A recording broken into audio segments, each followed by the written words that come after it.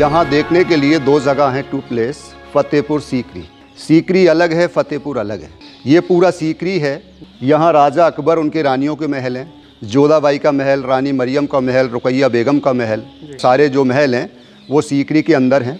फतेहपुर जो है एक रिलीजियस पार्ट है, होली प्लेस, जहाँ बुलंद दरवाज़ा है, एशिया महाद्वीप का सबसे बड़ा दरवाज़ा है।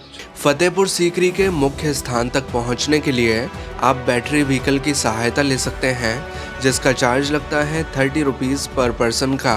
सीकरी के किले को देखने का टिकट चार्ज लगता है 50 रुपीज़ पर पर्सन का, लेकिन फतेहपुर का कोई टिकट चार्ज नहीं होता क्योंकि वो एक रिलीजियस पार्ट है। तो अब सबसे पहले हम स्टार्ट कर रहे हैं सीकरी के साथ, जो कि महलों वाला हिस्सा है। ये पंचमहल है, 176 पिलर हैं, 176। तो इसका जो फर्स्ट फ्लोर है वहाँ 84 हैं, 84। उसके बाद में 56 हैं। अभी हम चलते हैं, आपको जो है दीवान ख़ास दिखाते हैं। दीवान ख़ास यानी कि ख़ास महल, अकबर राजा, उनके जो 9 मिनिस्टर थे ना, 9 रतन, तो ये बैठकर यहाँ राजा के साथ डिस्कस करते थे, मीटिंग। ये दीवान ख़ास था।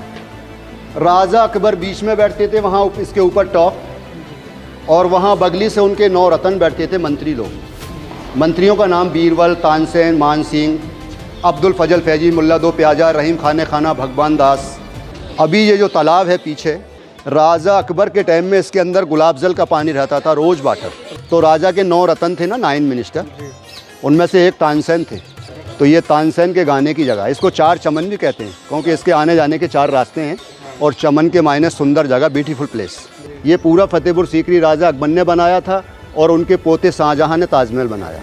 तो अभी हम चलेंगे राजा के महल के अंदर। ये राजा का डाइनिंग हॉल था, खाना खाने का कमरा था ये, और दस्तरखान होते थे नीचे बिछाने वाले, यहाँ खाना खाते थे पूरा ही राजा फैमिली।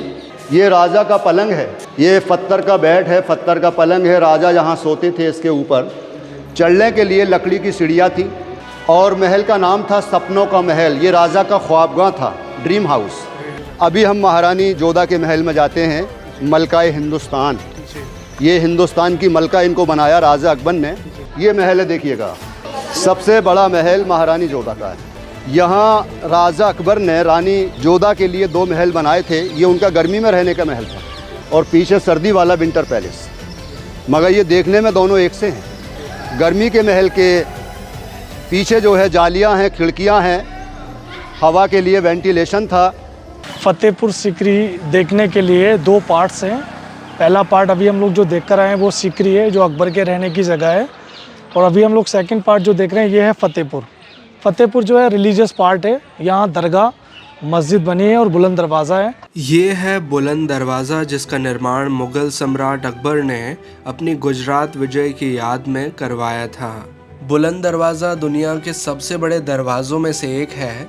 इसकी ऊंचाई लगभग 54 मीटर्स की है और ये लगभग 35 मीटर्स चौड़ा है। बुलंद दरवाज़ा लाल बलुआ पत्थर से बना हुआ है और इस तक पहुंचने के लिए लगभग 42 सीढ़ियां चढ़नी होती हैं।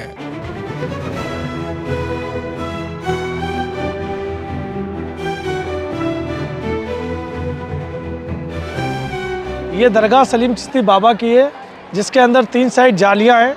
यहाँ लोग धागा बांधते हैं मनोकामना के लिए। जो लोग मनोकामना करते हैं आज भी पूरी होती है।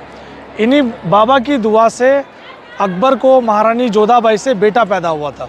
उसके बाद में ये पूरा किला बनाया गया। अभी आप जिस जगह खड़े हैं ये वो जगह है जो अनारकली की सुरंग के नाम से जानी जाती है, क्योंकि यहाँ एक पिक्चर बनी थी मुग़ल आज़म। और मुग़ल आज़म पिक्चर का मेन जो रीज़न है वो ये है कि महारानी जोधाबाई से बेटा पैदा हुआ था सलीम। तो सलीम अनारकली से प्यार करने लगे, और अकबर नहीं चाहते थे कि मेरा लड़का एक दासी की लड़की से प्यार करे और शादी करे। इसलिए जब अकबर को मालूम पड़ा तो अकबर ने हुक्म दिया कि इसको जिंदा दीवार में चुनवा दिया जाए। लेकिन फिर उसको यहाँ से अंडरग्राउंड कैद कर आगरा फोर्ट में रखा गया था। पर मतलब असली में चुनवाया था या निकाला? नहीं, निकाल दिया था, चुनवाया नहीं गया था। नहीं, चुनवाने का कोई रीज़न नहीं है।